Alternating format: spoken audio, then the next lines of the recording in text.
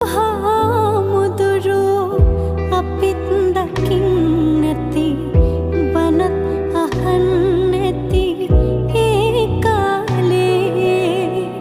නිවන් දකින්නට පින්මදි වෙන්නැති ඒකයි තවමත් සංසාරේ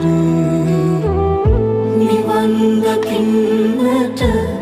පින්මදි වෙන්නැති ඒකයි තවමත් සංසාරේ නිවන් දකින්නට